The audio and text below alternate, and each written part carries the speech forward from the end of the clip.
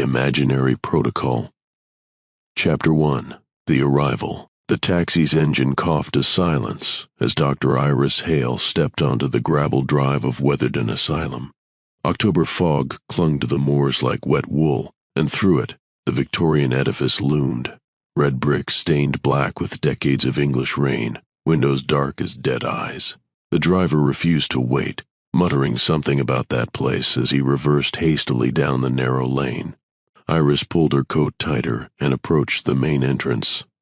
The brass nameplate read, Weatherden Children's Psychiatric Facility, EST, 1923, but someone had scratched deep gouges through the word children. Inside, the reception area smelled of carbolic soap and something else, something sweet and wrong, like flowers left too long in water.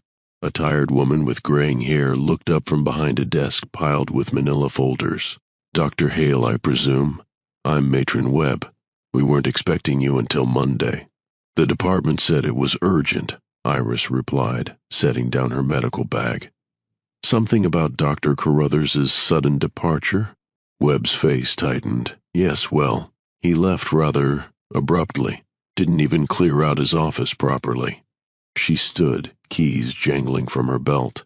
I'll show you to the children's ward. We only have 4 residents currently. 3 of them you needn't worry about. They're cooperative enough. It's the 4th that requires your immediate attention. They walked down a corridor lined with peeling paint and flickering fluorescent lights. Through reinforced glass windows, Iris glimpsed empty rooms with restraint chairs and observation mirrors. The place felt abandoned, as if it had been hemorrhaging staff and patients for years. Toby Ashcroft, Webb continued, her voice dropping.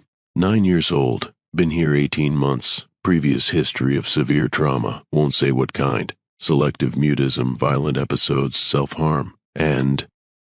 She paused at a heavy door marked Isolation Wing, authorized personnel only, and imaginary friends, 2 of them. Dr. Carruthers was quite specific about how they were to be handled. Webb pulled a thick binder from under her arm. He left detailed instructions. Said they were non-negotiable if you wanted to work with the boys safely. Iris took the binder. The cover was labeled in precise handwriting, Imaginary Protocol, classified. Do not deviate from the rules. What kind of instructions? Webb's hand trembled slightly as she unlocked the Isolation Wing door. Best you read them yourself.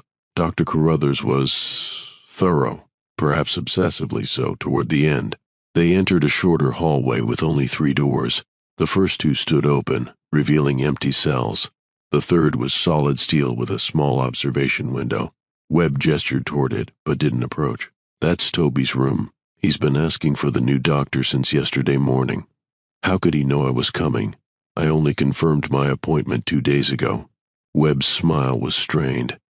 That's one of the things you'll need to understand about Toby. Sometimes he knows things. Dr. Carruthers documented it all. A soft tapping came from behind the steel door, not knocking but rhythmic like Morse code. Tap, tap, tap. Pause, tap, tap, tap. What's he doing? Talking to them, Webb whispered, to Hargren and Lady Indigo. They tell him things. Dr. Carruthers said it was important to let them finish their conversations before interrupting. The tapping stopped abruptly. He knows we're here, Webb said, backing away from the door. I'll leave you to review the protocol. Your office is Dr. Carruthers' old one. 3rd floor, room 312. Dinner is at 6, though I doubt you'll have much appetite after reading that file. Alone in the corridor, Iris approached the observation window. Inside, a small boy sat cross-legged on a thin mattress, his back to the door. His dark hair was overgrown, hanging past his shoulders. He wore gray institutional clothing and no shoes. The walls of his cell were covered in drawings, crude sketches in pencil and what looked like charcoal, or something darker. As she watched, Toby turned slowly to face the window. His eyes were pale green, too large for his thin face. He smiled. Not the innocent expression of a child, but something knowing and cold. Then he held up a piece of paper he'd been working on. It was a detailed drawing of a woman in a white coat hanging upside down from the ceiling of his cell, her face purple and swollen, her eyes bulging. The woman looked exactly like Iris. She stumbled backward from the window, her heart hammering. The boy had never seen her before. It was impossible. Toby pressed the drawing against the glass and mouthed something she couldn't hear through the steel door. But she could read his lips clearly. Lady Indigo told me you'd come. Chapter 2. The Protocol. Dr. Carruthers' office felt like a shrine to paranoia. Every surface was covered with notes, diagrams, and photographs. Red string-connected pushpins on a corkboard in patterns that hurt to look at directly. The desk drawers were locked, but the protocol binder lay open in the center, as if he'd been consulting it when he disappeared. Iris poured herself tea from a thermos she'd brought and began to read. The imaginary protocol case file, Toby Michael Ashcroft, age 9, compiled by Dr. Edmund Carruthers, classification highly restricted. Note: these rules have been developed through 18 months of careful observation and several incidents. Previous attempts to treat Toby through conventional methods resulted in staff injuries, unexplained phenomena, and memory disturbances in multiple personnel. The protocol is the only safe method of interaction. The entities. Hargren presents as a tall, thin figure with elongated limbs. Toby describes him as the shadow man who makes the bad ones go away. Hargren appears to be protective but extremely violent. Manifestations include sudden temperature drops, moving shadows, staff reporting feeling watched, and physical marks appearing on those who threaten Toby. Lady Indigo, described as the teacher who shows Toby how things should really be, appears only in reflective surfaces. Staff report seeing a woman in Victorian dress in mirrors when Toby is present. More dangerous than Hargren, seems capable of altering perception and memory. Possibly responsible for the reality fluctuations documented in Appendix C. The rules. 1. When he talks to Hargren, do not interrupt. Leave the room, count to 33, return. Violation results in Hargren becoming agitated. Staff member will experience hallucinations of being attacked by shadows. Physical injuries manifest as unexplained bruises and scratches. 2. Lady Indigo will only speak through reflections. Cover mirrors after every session. Violation results in subject will claim the staff member isn't real anymore. Staff member will begin experiencing memory gaps and identity confusion. 3. Never speak Toby's full name aloud after sunset. He will not be the one who answers. Violation results in this section has been torn out of the binder. 4. If he draws a picture during session, you must burn it the same day. Violation results in the drawing will begin to change over time. Whatever is depicted will begin manifesting in reality. 5. Never contradict the imaginary friends, even when they lie.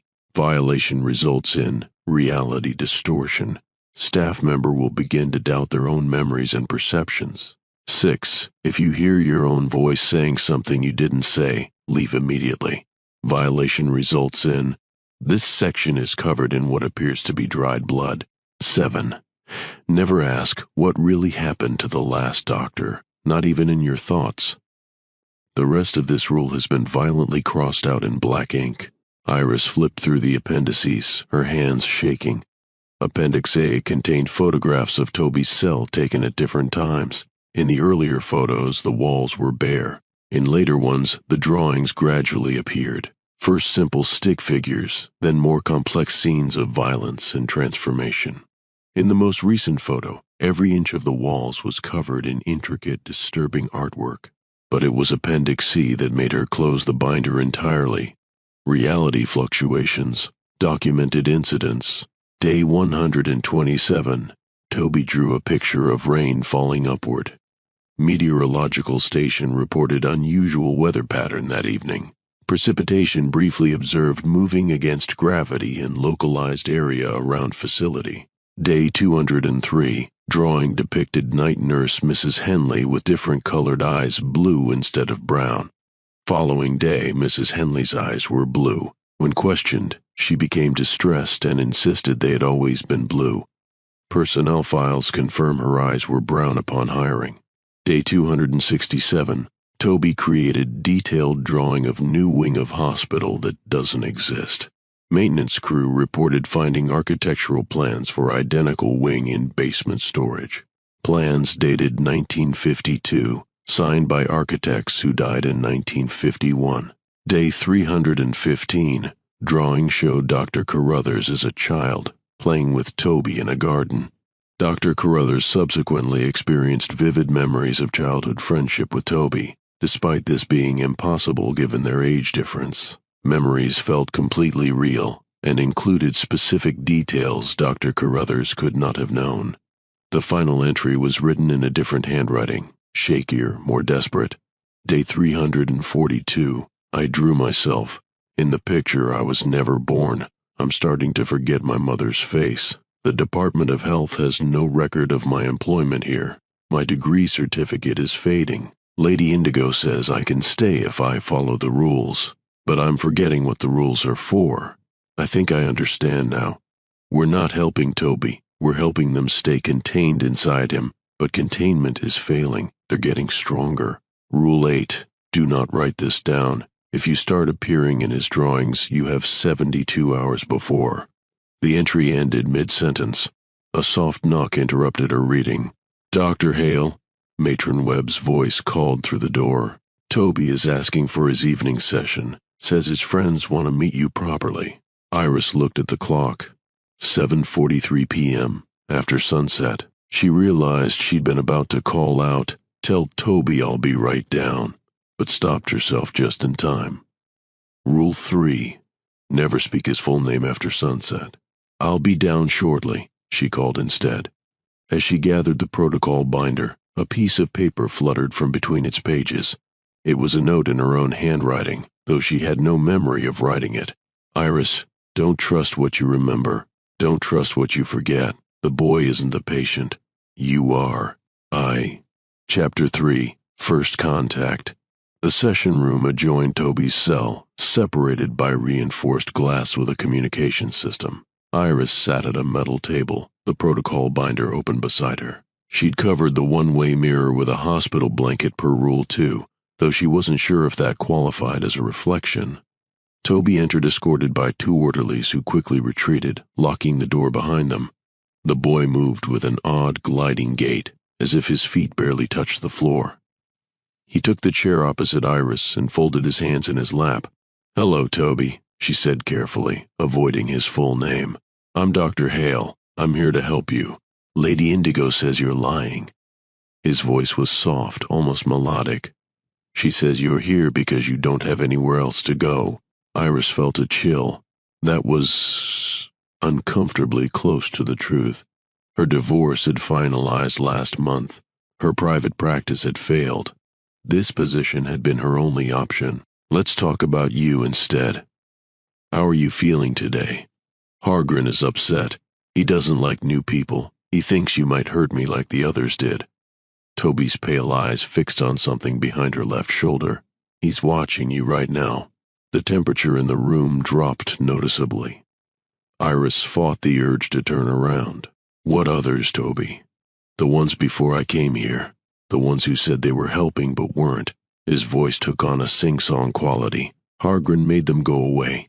He's very good at making the bad ones go away." "How does Hargren make them go away?"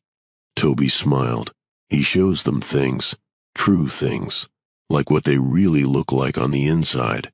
He began rocking slightly in his chair. "Would you like to see what you look like on the inside, Dr. Hale?" Before she could answer, the lights flickered.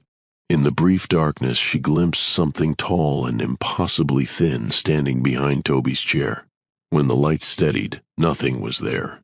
"I'd rather talk about you," Iris said, trying to keep her voice level.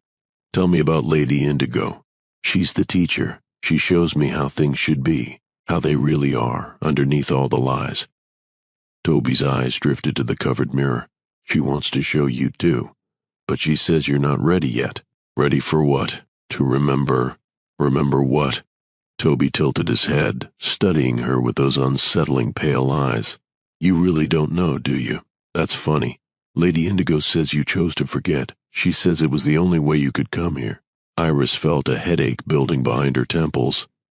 "Toby, I want you to draw something for me. Anything you'd like." She slid a piece of paper and a pencil across the table. Toby picked up the pencil but didn't begin drawing immediately. Are you sure? Dr. Carruthers stopped asking me to draw things after the pictures started coming true. Just a simple drawing, maybe something happy. Toby nodded and began to sketch. His hand moved with practiced confidence, creating clean lines and careful details.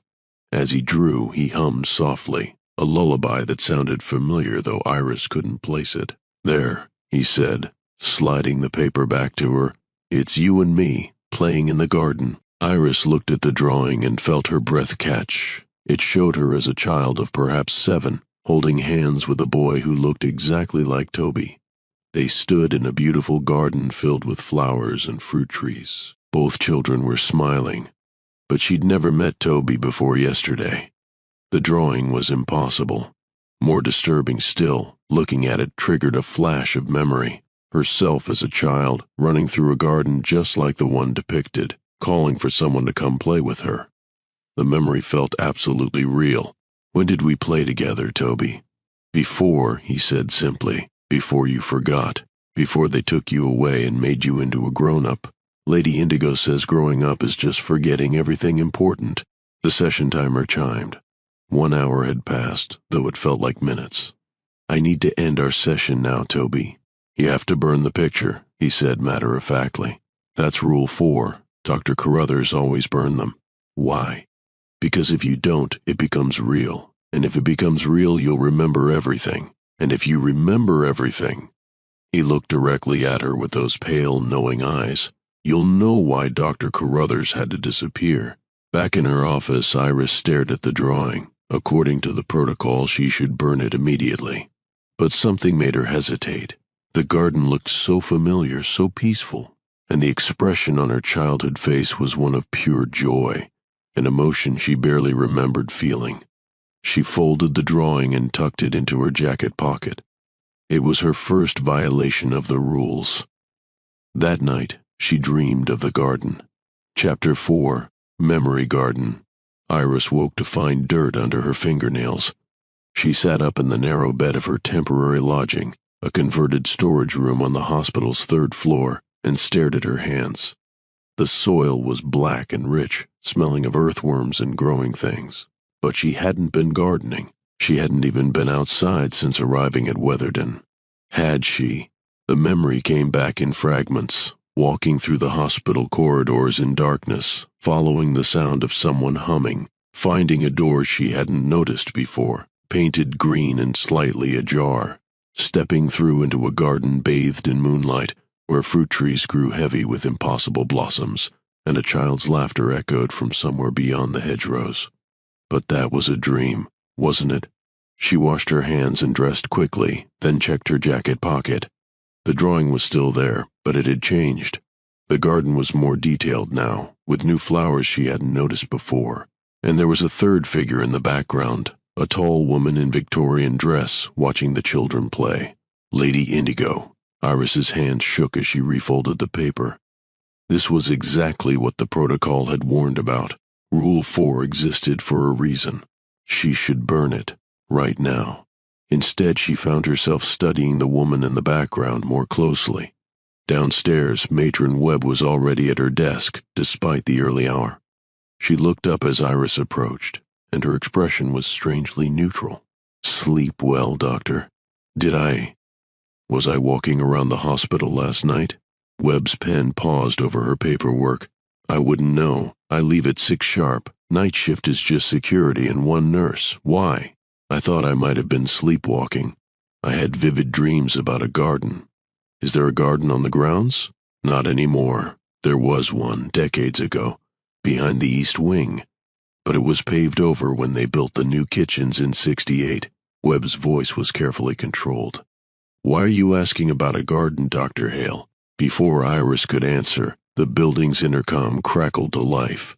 Dr. Hale to isolation wing immediately. Dr. Hale to isolation wing. Webb stood quickly. That's the emergency call. Something's happened to Toby. They rushed to the isolation wing, where 2 orderlies stood outside Toby's cell looking shaken.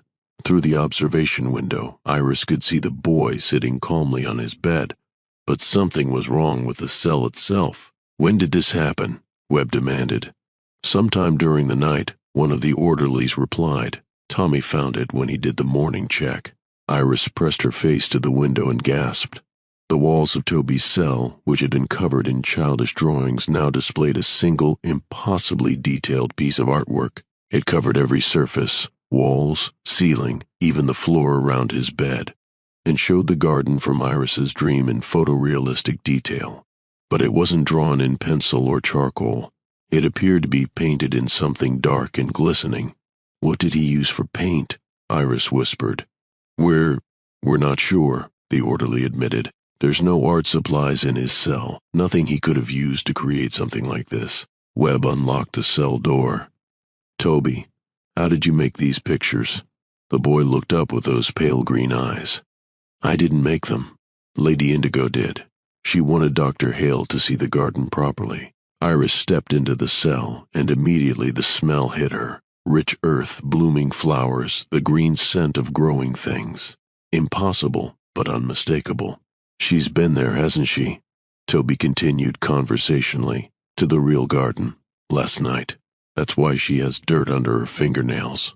Webb turned to stare at Iris. "What dirt?" Iris looked down at her hands. They were clean. She'd washed them thoroughly that morning. But as she watched, dark soil began to appear beneath her nails as if seeping up from within. "This isn't possible," she breathed. "Lady Indigo says possibility is just another word for permission," Toby replied. "And she doesn't need permission anymore. Not since Dr. Hale brought her drawing back to life." "What drawing?" Webb demanded. Iris felt the folded paper burning like fire in her jacket pocket.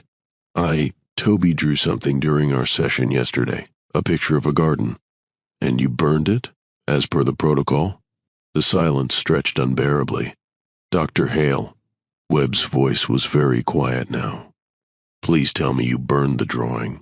"I was going to, but—" "Show me." With trembling hands, Iris pulled out the folded paper.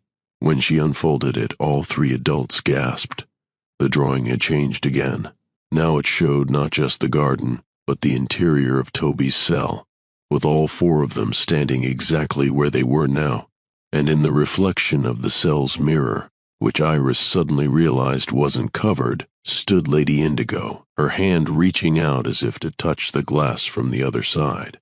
"Oh God," Webb whispered. "She's in the reflection." They all turned toward the mirror. For just a moment Iris saw her, a tall woman in an indigo dress, her face pale and beautiful and terrible. Lady Indigo smiled and pressed her palm against the glass from within. The mirror began to crack. "Everyone out," Webb shouted. "Now." They stumbled from the cell as spiderweb fractures spread across the mirror's surface, but Toby remained sitting calmly on his bed. "It's too late," he called after them. "She's not in the mirror anymore. She's in the garden, and the garden is everywhere now." As they slammed the cell door, Iris heard the mirror shatter.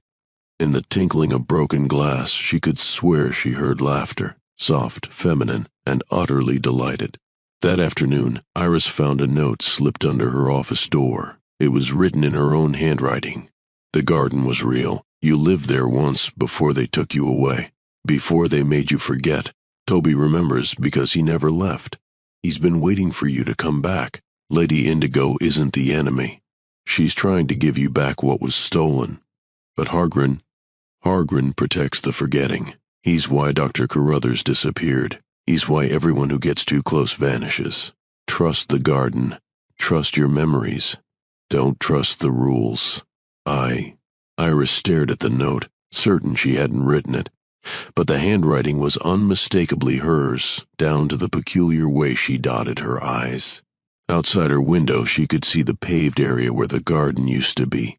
But now, impossibly, green shoots were pushing up through cracks in the concrete. Chapter 5. The Doctor's Dilemma.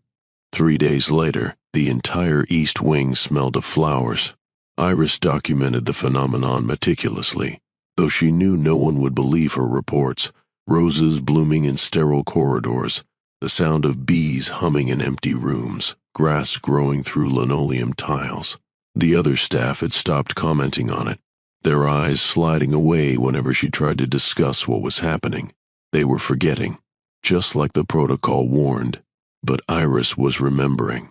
She remembered the garden now, not just fragments, but whole afternoons of sunlight and laughter, a place where she and Toby had played as children, though she still couldn't understand how that was possible. The memories felt completely real, more vivid than her adult life. In them, she was 7 years old, and Toby was her best friend. They built fairy houses from twigs and flowers, chased butterflies through the hedge maze, shared secrets beneath the old apple tree. And always, watching from the mansion's windows, was the beautiful lady in the indigo dress who taught them things, how to see the true shapes of clouds, how to make flowers bloom with wishes, how the world was full of magic for those who remembered how to look. But there were darker memories too, men in white coats coming to the garden, her parents' faces twisted with fear and disgust, dragging her away while she screamed. A long car ride to a place that smelled of disinfectant and sorrow. Years of treatments designed to make her forget impossible things and unhealthy attachments. The memories were returning in waves, and with them came a terrible understanding. She wasn't here to treat Toby.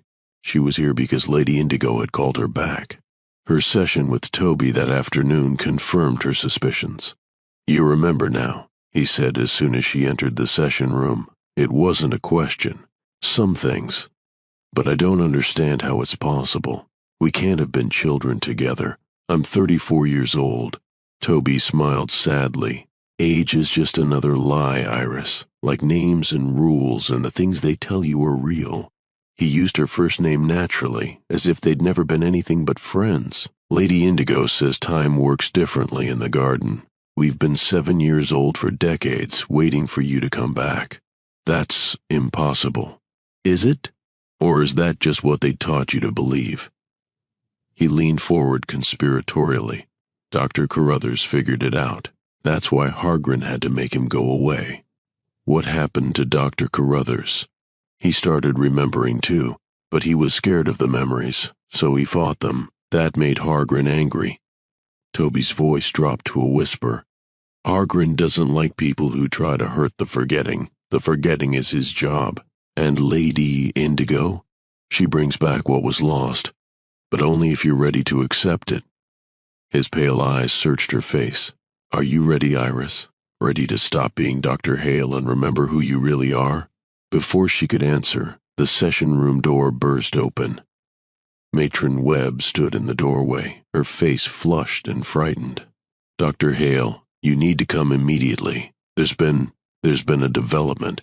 In Webb's office, 3 men in dark suits waited. They had the look of government officials, bland faces, forgettable features, eyes that revealed nothing. Dr. Hale, the tallest one, spoke. "I'm Agent Dalton, Department of Health Special Investigations. We need to discuss your treatment of Toby Ashcroft." "Special investigations. We handle unusual cases." Toby's file was flagged when certain anomalies began appearing in the facility's reports. He consulted a manila folder, unexplained botanical growth, staff experiencing shared delusions, reality distortion events. Iris felt her heart racing. "I don't know what you mean."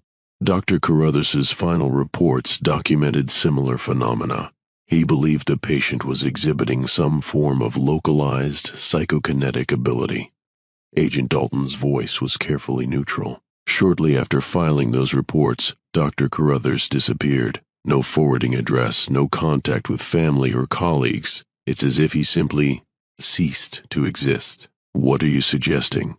"We're not suggesting anything, Doctor. We're telling you that Toby Ashcroft is an extremely dangerous individual who requires specialized containment. Your attempts at conventional therapy are destabilizing the situation." Webb shifted uncomfortably. "Dr. Hale has been following the established protocol." "The protocol was developed by a man who subsequently vanished," Agent Dalton interrupted. "We have reason to believe it may be part of the problem, rather than the solution." He pulled a photograph from his folder and placed it on the desk. It showed Toby's cell, But instead of the garden mural, the walls were covered in drawings of people disappearing, figures becoming transparent, fading away, leaving only empty clothes behind. This was found in Dr. Carruthers' abandoned flat, along with dozens of similar sketches, all signed with Toby's name. Agent Dalton leaned forward. "Tell me, Dr. Hale, do you still feel like yourself? Completely yourself?" The question hit her like a physical blow, because the truth was, she didn't. She felt like someone else, someone younger, happier, less burdened by adult responsibilities and disappointments, someone who belonged in a garden full of impossible flowers. "We'll be taking over Toby's case," Agent Dalton continued. "The patient will be transferred to a more secure facility tomorrow morning. I trust you'll cooperate fully with the transition." That night, Iris sat in her small room, staring out at the transformed East Wing. Where once there had been concrete and brick, now there were hedgerows and flower beds, all glowing softly in the moonlight. The garden was expanding, reclaiming more territory each night. A soft knock interrupted her thoughts. She opened the door to find Toby standing in the hallway, still wearing his gray institutional clothes but somehow looking more real than anything else in the building. "They're going to take you away tomorrow," she said. "I know. Hargren told me. He's very upset about it." Toby stepped into her room uninvited. "But Lady Indigo says it doesn't matter. The garden remembers everyone who ever lived there, and once you remember being in the garden never lets you leave." "Toby, what really happened to Dr. Carruthers?" "He started remembering, like you, but when the men in suits came to take him away, he chose to forget instead, so Hargren helped him forget everything. Forever." Toby sat on her narrow bed with the casual intimacy of a lifelong friend. "But you won't forget, will you, Iris? You'll choose to remember." She looked at him, really looked, and saw not a disturbed child but her oldest friend, the companion of her happiest memories, the one who had waited decades for her return. "If I choose to remember, what happens to Dr. Hale? She becomes what she always was, a story they told you to keep you away from the truth." Toby smiled, and for a moment she saw him as he truly was, not a child at all, but something ageless and patient and utterly devoted to their shared past. "Come with me, Iris. Come back to the garden. Lady Indigo is waiting." Through her window, she could see the garden spreading, flowers blooming in impossible colors under the star-filled sky. In the distance, a woman in an indigo dress beckoned from beneath the apple tree. Iris looked at her reflection in the window glass. For just a moment she saw herself as she truly was, 7 years old, with dirt under her fingernails and flowers in her hair, ready to run laughing into the night to play games that lasted forever. She took Toby's hand. "Let's go home." Chapter 6. The Garden Eternal. Agent Dalton arrived at Weatherden Asylum the next morning to find the facility in chaos. The entire East Wing had been consumed by an impossible garden that defied every law of physics and botany. Roses the size of dinner plates bloomed alongside snow-white lilies, while fruit trees heavy with blossoms cast shadows that moved independently of the wind. But it was the disappearances that concerned him most. "Dr. Hale's room is empty," Matron Webb reported, her voice strained. "Her clothes are still there, her medical bag, everything. But she's gone, just like Dr. Carruthers. And the patient?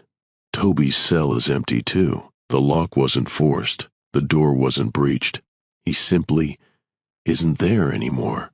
Agent Dalton surveyed the transformed building with professional detachment, though privately he felt the same unease that was clearly affecting the remaining staff. "Show me security footage from last night." The surveillance tapes revealed nothing useful. Cameras showed empty corridors one moment, then the next frame would skip ahead hours with no explanation. What footage remained was obscured by what appeared to be flowers growing directly on the camera lenses. "Sir," one of his subordinates called from down the hall, "you need to see this."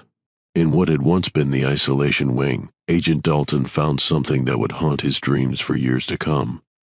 The walls were covered in a single massive drawing executed in impossible detail. It showed the garden in full glory, every leaf perfectly rendered, every flower petal individually crafted. and scattered throughout the scene were dozens of figures, adults and children, all playing together in eternal sunlight. He recognized some of the faces from missing persons files dating back decades. Dr. Carruthers was there, depicted as a young boy chasing butterflies. Dr. Hale appeared as a child of perhaps 7, holding hands with Toby Ashcroft beneath an apple tree, heavy with golden fruit. But it was the woman in the indigo dress who drew his attention most powerfully. She stood at the center of the garden, her arms spread wide in welcome, her beautiful face turned toward the viewer with an expression of infinite compassion and terrible hunger. "Everyone out," Agent Dalton ordered. "We're sealing this facility immediately." As his team evacuated the building, he took one last look at the mural. For just a moment, he could swear the figures were moving. Children running between the flower beds, adults laughing as they picked fruit from impossible trees, and the woman in indigo turned her head slightly, fixing him with eyes that seemed to see directly into his soul. "Come play," her expression seemed to say. "Come remember who you were before they taught you to forget." Agent Dalton backed away from the wall, his hands trembling despite years of training to remain composed in impossible situations. He had investigated dozens of anomalous cases, but this was different. This felt personal, as if the garden was calling specifically to him. As he reached the exit, he found a manila folder lying on the reception desk, one that hadn't been there when he arrived. His name was written on the tab in a child's careful handwriting. Inside was a single photograph, a 7-year-old boy with his exact features playing in a beautiful garden, laughing as he chased a butterfly. On the back, someone had written, "Tommy Dalton, age 7, Weatherden Children's Home, 1963, but that was impossible. He had never been to Weatherden as a child. He had grown up in London with loving parents who were very much alive, and the memories hit him like a physical blow. A garden full of impossible flowers, a kind woman in an indigo dress who taught him to see magic in ordinary things, other children who became his dearest friends, and then the men in white coats, the screaming, the car ride to a place that smelled of fear and forgetting. They had made him forget, made him into Agent Dalton instead of little Tommy who believed in magic. Behind him, he could hear the garden calling, children's laughter echoing through the corridors, the sound of bare feet running on grass that shouldn't exist. He turned back toward the building, toward the memories that were flooding back with unstoppable force. "Come home, Tommy," the garden whispered. "Come remember who you really are." But his training was strong, and Agent Dalton had spent decades learning to suppress inconvenient truths. With tremendous effort, he forced himself to walk to his car, to drive away from Weatherden without looking back. Within an hour, he had filed a report classifying the incident as a localized gas leak causing mass hallucinations. By evening, Weatherden Asylum was officially condemned and marked for demolition. But sometimes, late at night in his sterile government apartment, Agent Dalton would dream of a garden where children played forever in golden sunlight. In those dreams, he was 7 years old again, and a woman in an indigo dress was teaching him that growing up was just another word for forgetting everything that mattered. He would wake with tears on his cheeks and dirt under his fingernails, though he couldn't remember how it got there. Epilogue: The Visitors.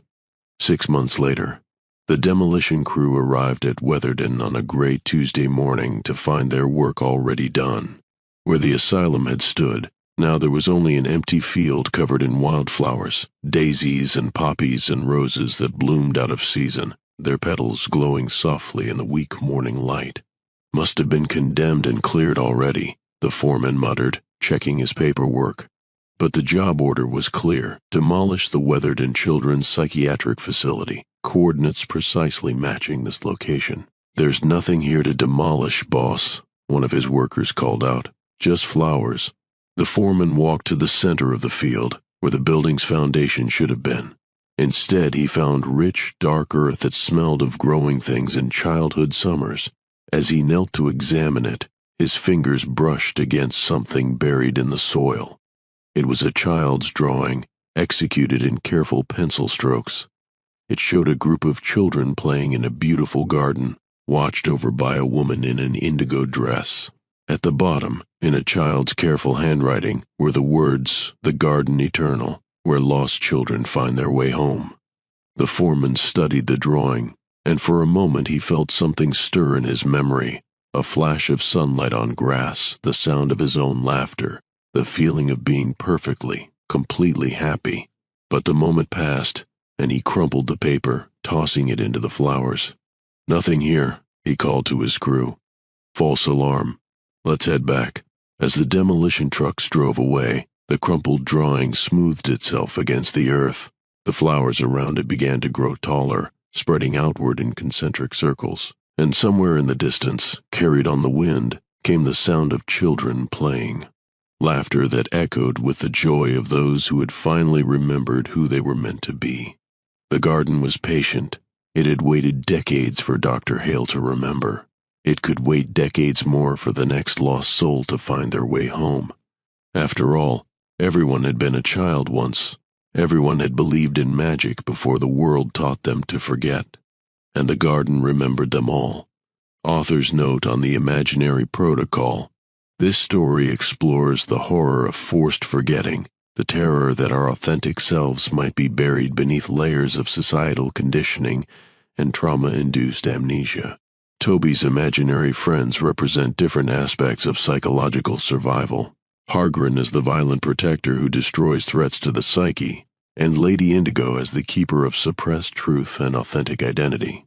The garden serves as both sanctuary and trap, a place where the wounded inner child can exist safely, but only by rejecting adult reality entirely. The horror lies not in supernatural entities, but in the possibility that our deepest traumas might literally reshape reality around us, creating prisons disguised as paradise. The protocol itself becomes a metaphor for how society manages those who refuse to forget inconvenient truths.